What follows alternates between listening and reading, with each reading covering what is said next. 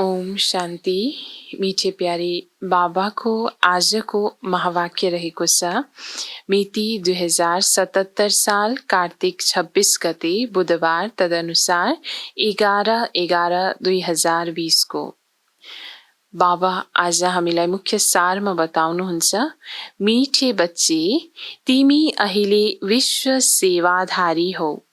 तिमीलाई कुनै पनि कुरामा देह अभिमान आउनु हुँदैन। बाबा मुख्य सारमा आज हामीलाई बताउँदै हुनुहुन्छ कि हामी बाबाको बच्चाहरू विश्वको नै सेवाधारी आत्माहरू हौं। हामीमा कुनै पनि कुरामा देह अभिमान आउनु छैन। प्रश्नमा बाबा सोध्नुहुन्छ, कुन चाहिँ एउटा बानी ईश्वरीय नियमको विरुद्ध छ, जसबाट धेरै नोक्सान हुन्छ? कुन चाहिँ एउटा बानी ईश्वरीय नियमको विरुद्ध छ, जसबाट धेरै नोक्सान हुन्छ? उत्तरमा, कुनै पनि फिल्मी कहानी सुन्नु वा पढ्नु, उपन्यास पढ्नु, यो बानी बिल्कुलै नियम विरुद्ध छ। यसबाट धेरै नोक्सान हुन्छ।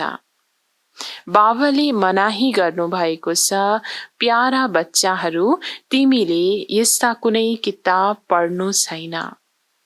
यदि कुनै बीके अर्थात् ब्रह्मा कुमार कुमारीले यस्ता पुस्तक पढ्छ भने तिमीले उसलाई सावधान गर। बाबा हामी बच्चाहरूलाई आज प्रश्न उत्तरमा बताउँदै हुनुहुन्छ कि दुनियाँमा जुन आदत रहन्छ मनुष्य आत्माहरूको, अनेक फिल्मी कहानी सुन्नु, पढ्नु वा उपन्यास आदि पढ्नु, यो आदत हामी ब्राह्मण बच्चाहरूमा हुनु हुँदैन, जसले धेरै नोक्सान गर्ने गर्छ।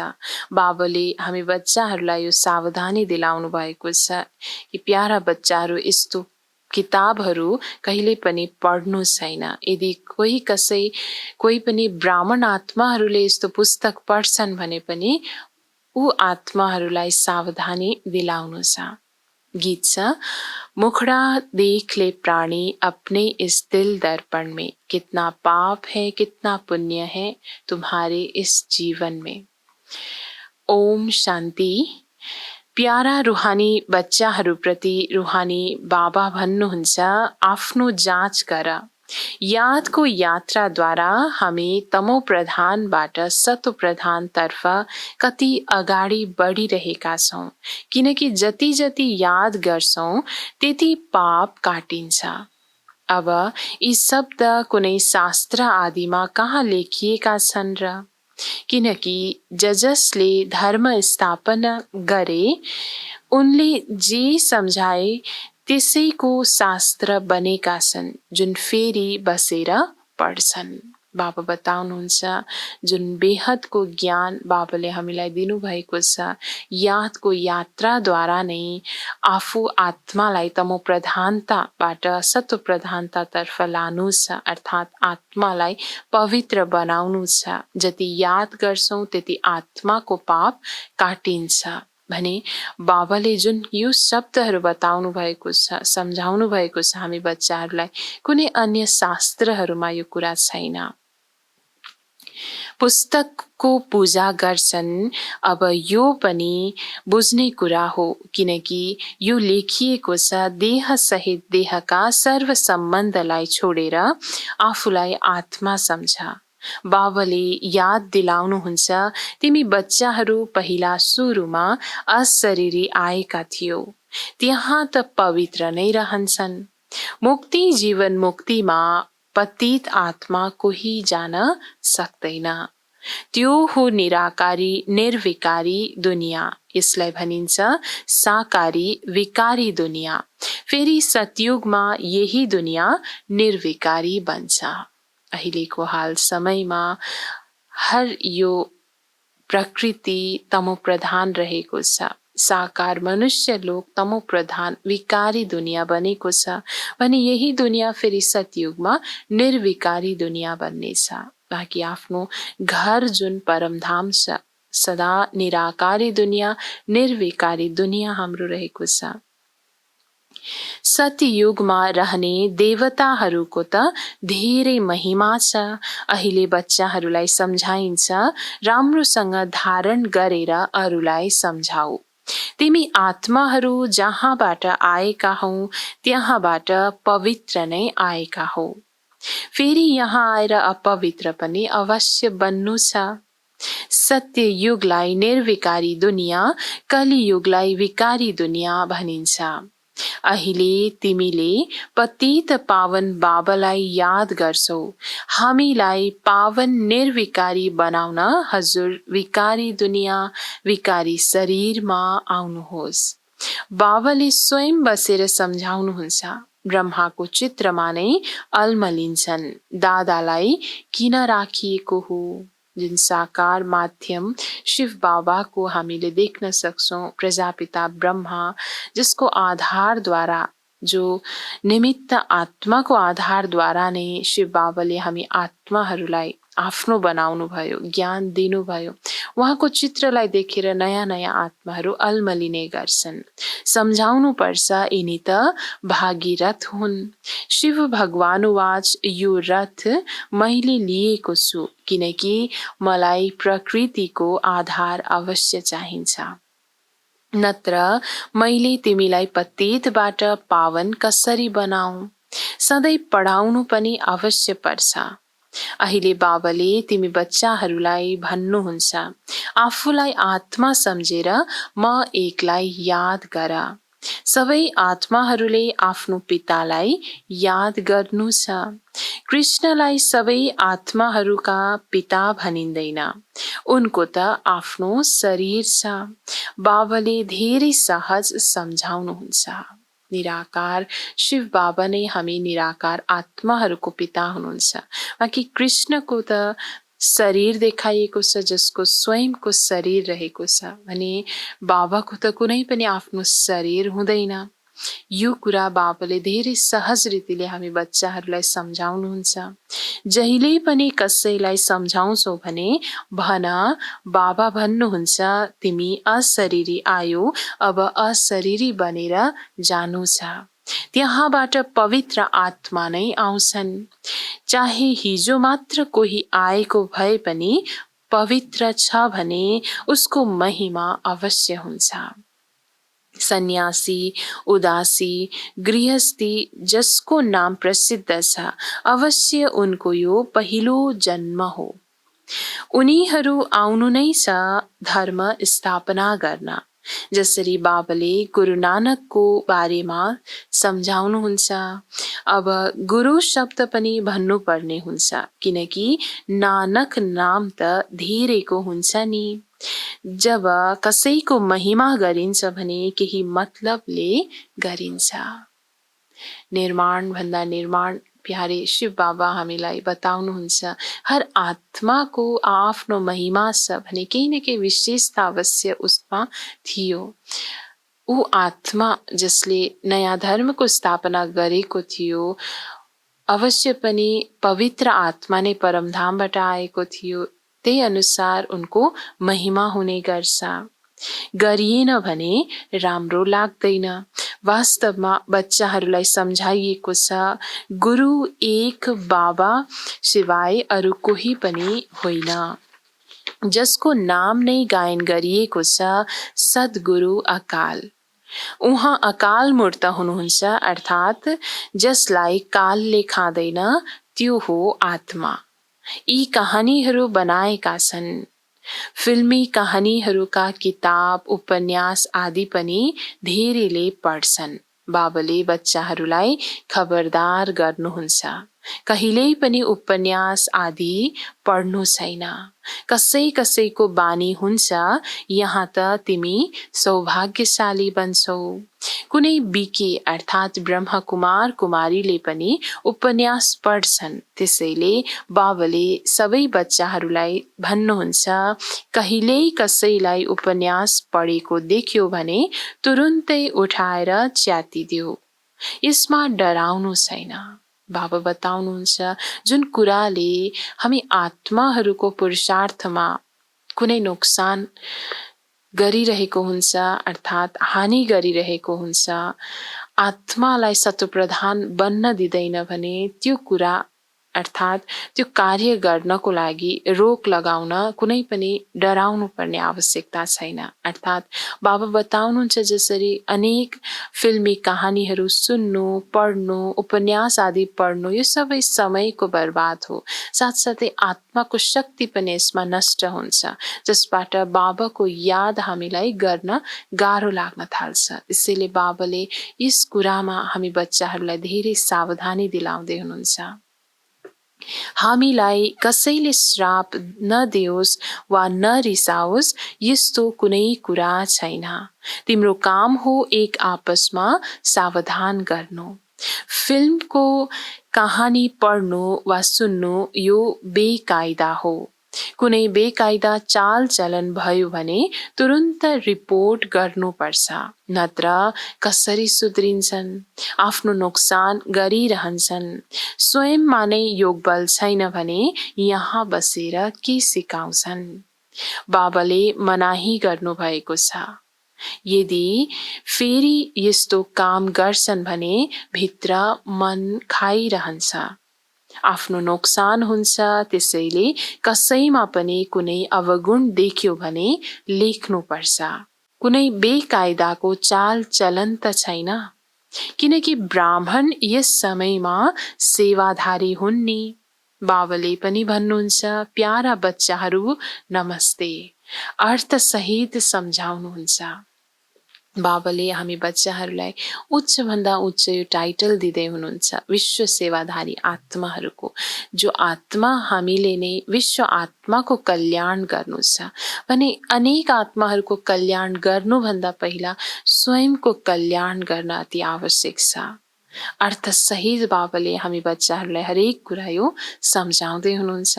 पढाउने बच्चीहरूमा देह अभिमान हुनु हुँदैन। टीचर पनि विद्यार्थीहरूको सेवाधारी हुन् नि। गभर्नर आदिले पनि चिठी लेख्छन्, तल सही गर्छन्, म आज्ञाकारी सेवक हुँ। त्यसको ठीक तल नाम लेख्छन्, बाँकी कर्मचारीले आफ्नो हातले लेख्छन्। कहिले आफ्नो बढाई लेख्दैनन्। आजकल गुरुले आफूले आफैलाई श्री श्री लेखिदिन्छन्। यहाँ पनि कोही यस्ता छन् श्री फलानो लेखिदिन्छन्, वास्तवमा यस्तो पनि लेख्नु हुँदैन। न नारीले श्रीमती लेख्न सक्छिन्।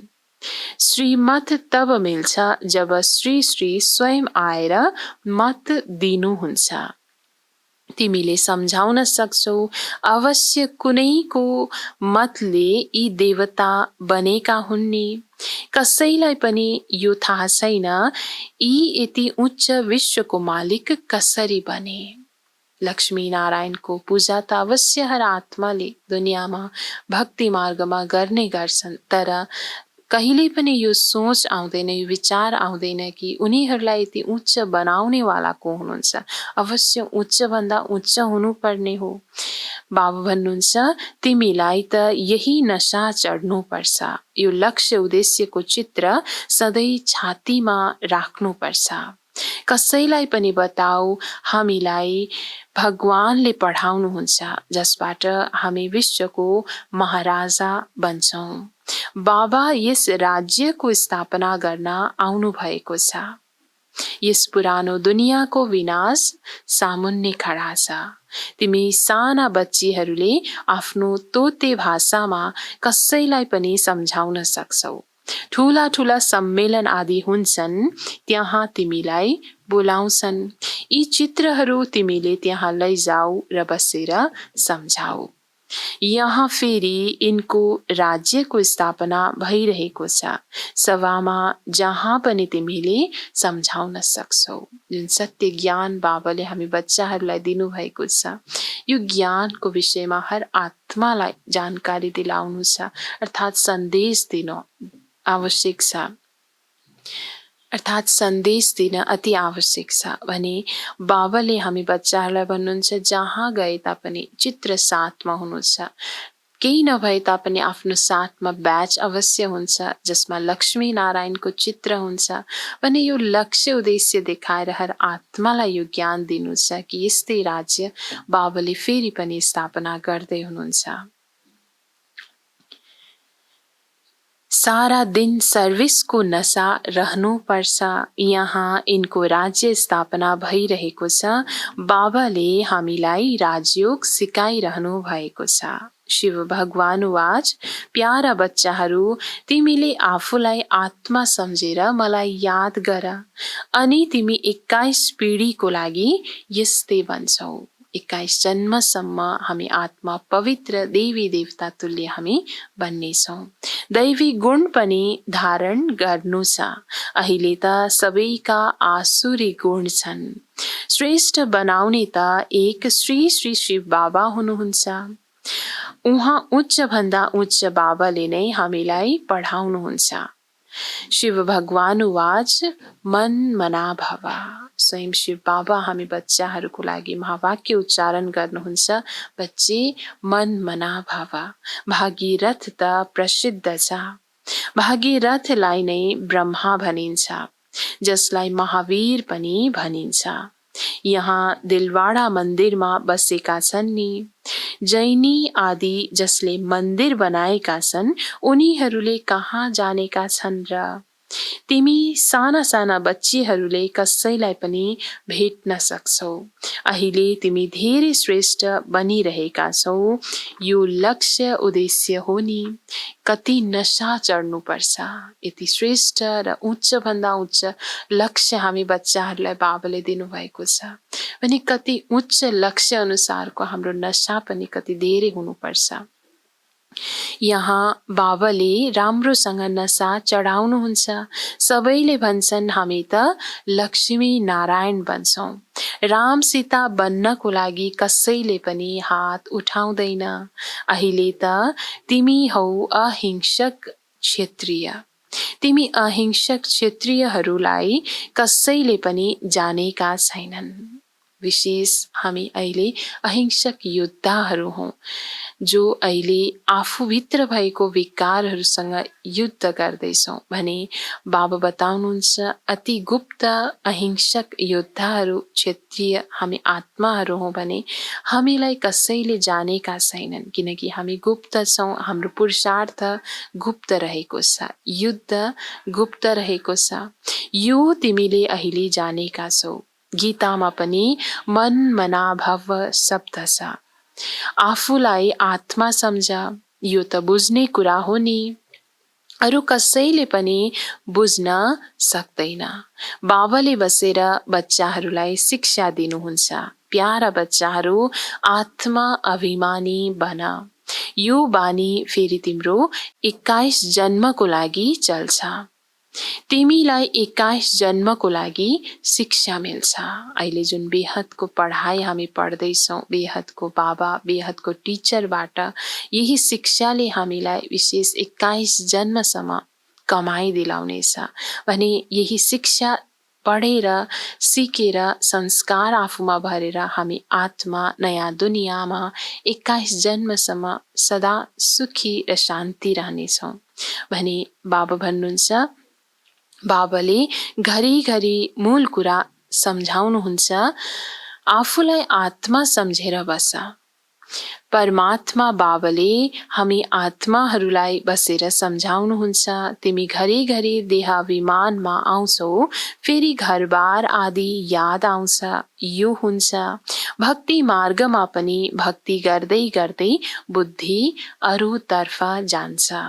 एकनासले केवल नवधा भक्ति गर्ने बस्न सक्छन् जसलाई तीव्र भक्ति भनिन्छ।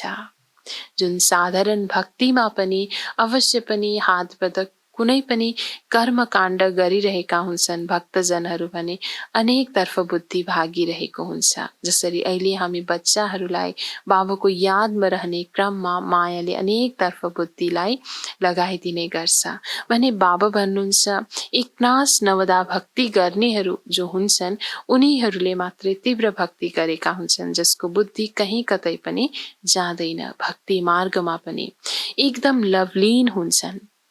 तिमी जब यादमा बस्छौ तब कुनै समयमा एकदम अशरीरी बन्छौ। जो राम्रा बच्चाहरू छन् उनीहरू नै यस्तो अवस्थामा बस्न सक्छन्। देहको भान निस्कन्छ, अशरीरी भएर यसै मस्तीमा बसिरहन्छन्। यो बानी पर्छ। सन्यासी हुन्, तत्त्वज्ञानी वा ब्रह्मज्ञानी। उनीहरूले भन्छन् हामी लीन हुन्छौं। यो पुरानो शरीर छोडेर ब्रह्म तत्त्वमा लीन हुन्छौं। सबैको आआफ्नो धर्म छ नि। कसैले पनि अरूको धर्मलाई मान्दैन। आदि सनातन देवी देवता धर्मका पनि तमो प्रधान बनेका छन्। गीताको भगवान कहिले आउनुभएको थियो, गीताको युग कहिले थियो, कसैले पनि जानेका छैनन्। गीताको मान त अवश्य हरेकले राखेका छन्। गीतालाई मान्नेहरू त छन्, तर गीतामा भनिएको कुरा के हो यथार्थ रूपमा जानेका भने छैनन्। बाबा बताउनुहुन्छ, तिमीले जानेका छौ यस संगम युगमा नै बाबा आएर राजयोग सिकाउनुहुन्छ। तमो प्रधानबाट सत्व प्रधान बनाउनुहुन्छ। यहाँ कुनै कुरा हो। अनेक धर्म पनि अवश्य थिए। गाइन्छ एक धर्मको स्थापना, अनेक धर्मको विनाश। सत्य युगमा एक धर्म थियो, अहिले कलियुगमा अनेक धर्म छन्। फेरि एक धर्मको स्थापना हुन्छ। बेहदको सृष्टि चक्रमा यो बेहदको ड्रामा चलि नै रहन्छ, जो अनादि रूपमा चलिरहन्छ। यस ड्रामामा नै सत्ययुगमा एक धर्म एक राज्य थियो भने फेरि आएर कलियुगमा अहिले अनेक धर्महरू छन् भने फेरि नयाँ युग आउँदैछ भने त्यही अनुसार एक धर्मको स्थापना बाबा आएर गर्दै हुनुहुन्छ। एक धर्म थियो, अहिले छैन। बाँकी सबै धर्म अझै छन्। वरको वृक्षको उदाहरण पनि बिल्कुल ठीक छ। फाउन्डेसन छैन, बाँकी सारा वृक्ष खडा छ। त्यसै गरी यसमा पनि देवी देवता धर्म छँदै छैन। आदि सनातन धर्म जुन फेद हो त्यो अब प्राय लोप भएको छ। फेरि बाबाले स्थापना गर्नुहुन्छ। बाँकी यतिका सबै धर्म त पछि आएका हुन्। फेरि चक्रलाई अवश्य दोहोरिनु छ, अर्थात् पुरानो दुनियाँबाट फेरि नयाँ दुनियाँ अवश्य हुनु छ। नयाँ दुनियाँमा यिनको राज्य थियो। तिम्रो साथमा ठूला चित्र पनि छन्, साना पनि छन्। ठूलो चीज भयो भने देखेर सोध्छन् यो के हो, भन हामीले त्यो चीज लिएका छौं, जसबाट मनुष्य भिकारीबाट राजकुमार बन्छ। दिलमा धेरै उमङ्ग, धेरै खुसी हुनुपर्छ। अवश्य पनि जब हामीले कुनै पनि जुन सेवाको साधनहरू प्रयोगमा ल्याउँछौँ भने जसरी कुनै ब्यानरहरू, चित्रहरू जति ठुलो हुन्छ त्यति स्पष्ट देख्नमा आउँछ र त्यही अनुसार हरेकले सोध्ने गर्छ कि यो के हो, यसको अर्थ के हो भनेर। तब सम्झाउने क्रममा हामी आत्मामा धेरै उमङ्ग उत्साह हुनुहुन्छ। नशा हुनुपर्छ ज्ञान सम्झाउनको लागि र त्यो नशा अनुसार हामीले सम्झाउनु छ कि जुन चीज हामीलाई मिलेको छ यही चीजबाट नै हामी मनुष्यबाट देवता बन्दैछौँ र अन्य आत्माहरूलाई पनि बनाउँदैछौँ। हामी आत्माहरू भगवानका बच्चा हौं। आत्माहरूलाई भगवानले पढाउनुहुन्छ। बाबाले हामीलाई नयनमा बसाएर लैजानुहुन्छ। यस फोहोरी दुनियाँमा त हामीलाई रहनु छैन। पछि गएर त्राही त्राही गर्नेछन्, कुरै नसोध। करोडौं मनुष्य मर्नेछन्। यो त तिमी बच्चाहरूको बुद्धिमा छ। हामीले यी आँखाले जे जति देख्छौं यो केही पनि रहने छैन। यो विनाशी आँखाहरूद्वारा जति पनि हामी विनाशी कुराहरू अहिले देख्नमा आउँछौं सबै कुरा विनाश हुनेछ, विनाशलाई प्राप्त गर्नेछ, केही पनि रहने छैन। यहाँ त मनुष्य काँडा समान छन्। सत्य युग हो फूलहरूको बगैँचा। फेरि हाम्रा नयन नै ठन्डा हुन्छन्। बगैँचामा जानाले नयन ठन्डा शीतल हुन्छन् नि। तिमी अहिले पदम भाग्यशाली बनिरहेका छौ। जो ब्राह्मण बन्छन् उनीहरूको पाउमा पदम हुन्छ। तिमी बच्चाहरूले सम्झाउनु छ हामीले यो राज्य स्थापना गरिरहेका छौँ। त्यसैले बाबाले ब्याज बनाउनु भएको छ। सेतो साडी लगाइएको होस्, ब्याज लगाइएको होस्, यसबाट स्वतः सेवा भइरहन्छ। बाबाले जति पनि हामी बच्चाहरूलाई श्रीमत दिनुभएको छ, हरेक नियममा बाँध्नु भएको छ, युनिफर्म जुन दिनुभएको छ, ब्याज जुन दिनुभएको छ, सबै स्वतः सेवाको लागि साधनहरू हुन्, आधारहरू हुन् भने जसको बाबाको अर्थात् श्रेष्ठ भन्दा श्रेष्ठ शिव बाबाको जति हामी श्रीमतमा चल्दै जान्छौँ, बाबाले दिनुभएको डाइरेक्सनमा चल्दै जान्छौँ भने स्वतः नै हामीबाट सेवा भइरहन्छ। मनुष्यले गाउँछन् पनि आत्मा परमात्मा अलग रहे बहुकाल, सुन्दर मेला कर दिया सद्गुरु मिला दलाल। तर बहुत कालको अर्थ कसैले पनि बुझ्दैनन्। तिमीलाई बाबाले बताउनु भएको छ बहुकाल अर्थात् 5000 वर्षपछि तिमी बच्चाहरू बाबासँग मिल्छौ। तिमीले यो पनि जानेका छौ यस सृष्टिमा सबैभन्दा प्रसिद्ध यी राधा कृष्ण छन्। यी सत्ययुगका फर्स्ट राजकुमार राजकुमारी हुन्। कहिल्यै कसैको ख्यालमा पनि आउँदैन यी कहाँबाट आएका हुन्। सत्ययुग भन्दा पहिला अवश्य कलियुग हुन्छ। उनीहरूले कुन कर्म गरे जसले गर्दा उनीहरू विश्वको मालिक बने। कसैले पनि उनलाई विश्वको मालिक मान्दैनन्। इनको जब राज्य थियो यहाँ अरू कुनै धर्म थिएन। अहिले तिमीलाई थाहा छ बाबाले हामीलाई राजयोग सिकाइरहनु भएको छ। हाम्रो लक्ष्य उद्देश्य यो हो। मन्दिरहरूमा उनका चित्र आदि भए पनि यो कहाँ सम्झन्छन् र? यस समयमा यो स्थापना भइरहेको छ। भक्ति मार्गमा अनेक किसिमको मन्दिरहरूमा चित्रहरू अनेक प्रकारको श्रेष्ठ देवताहरूको राखिएको हुन्छ। तर चित्रको पूजा गर्ने क्रममा कहिले पनि यो ख्याल आउँदैन कि यसै समयमा फेरि पनि देवताहरू तयार हुँदैछन्, देवताई दुनियाँको फेरि पनि स्थापना हुँदैछ। तिमीहरूमा पनि नम्बरवारले बुझ्छन्, कोहीले त बिल्कुलै भुल्छन्। चालचलन यस्तो हुन्छ जस्तो पहिला थियो। यहाँ बुझ्न त धेरै राम्ररी बुझ्छन्, यहाँबाट बाहिर निस्कियो खल्लास। सर्भिसको शौक हुनुपर्छ। सबैलाई यो सन्देश दिने युक्ति रच्नुपर्छ, मेहनत गर्नु छ। बाबा बताउनुहुन्छ उच्च भन्दा उच्च पद प्राप्त गर्नको लागि अवश्य पनि ज्ञान जुन बेहदको हामी सुन्दैछौँ एक बाबाबाट, त्यस ज्ञानको मनन चिन्तन गर्दै आफूमा धारण गर्दै अनेक आत्माहरूलाई आफूलाई प्राप्त भएको अमूल्य ज्ञान अवश्य पनि दान गर्नु छ। अर्थात् अनेक आत्माहरूलाई शुभ सन्देश यो दिनु छ।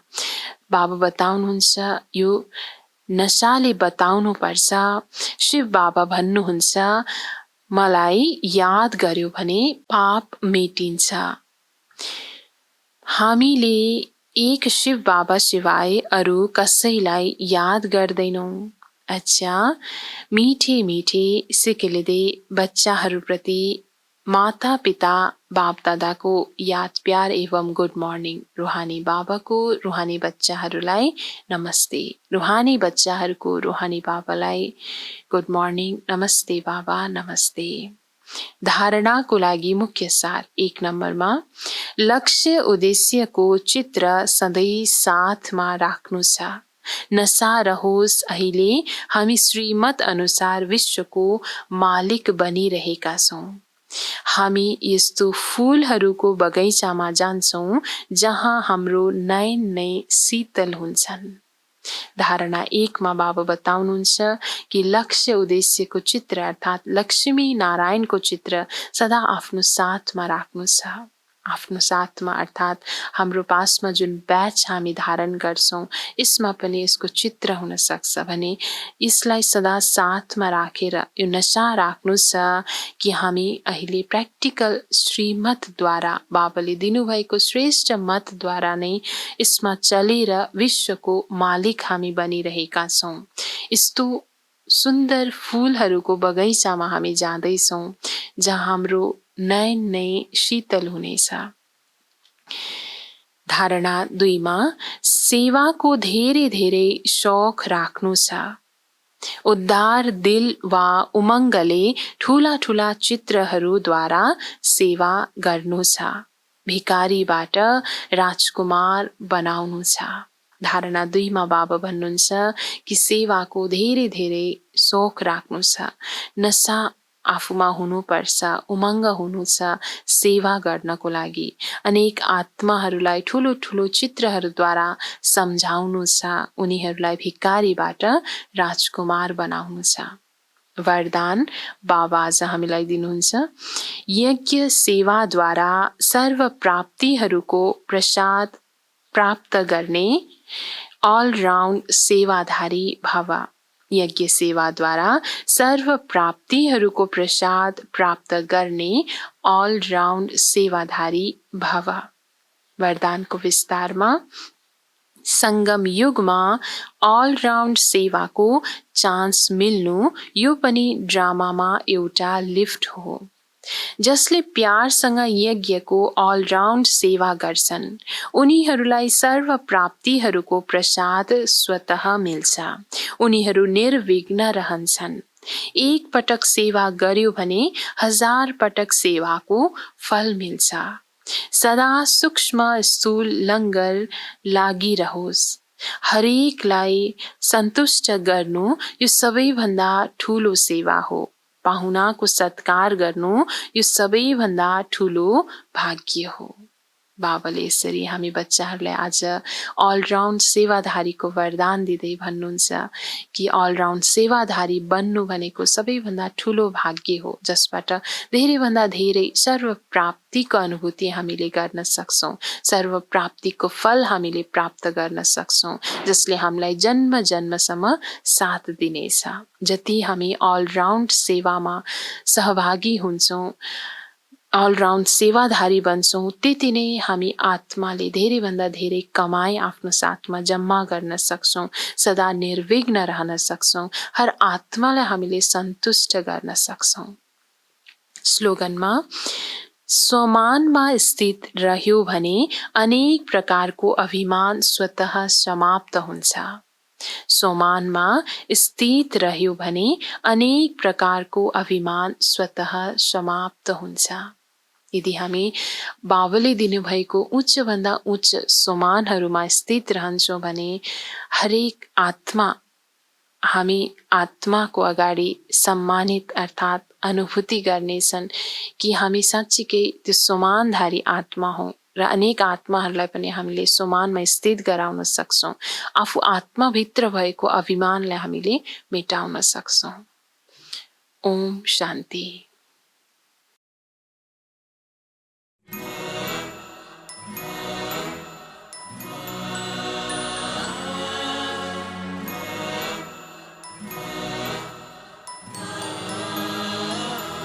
तपते मन को मेरी आत्म तृप्ति मिली। बुझ रहे दीप को जैसे दीप्ति मिली। तपते मन को मेरे आत्म तृप्ति मिली। बुझ रहे दीप को जैसे दीप्ति मिली।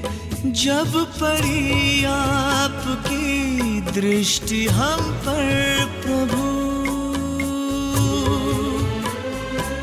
जब पड़ी आपकी दृष्टि हम पर प्रभु, जैसे जीवन मिला ज्योति जगती मिली।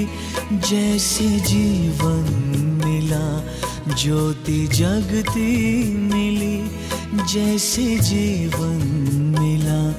ज्योति जगती मिली, तपते मन को मेरे।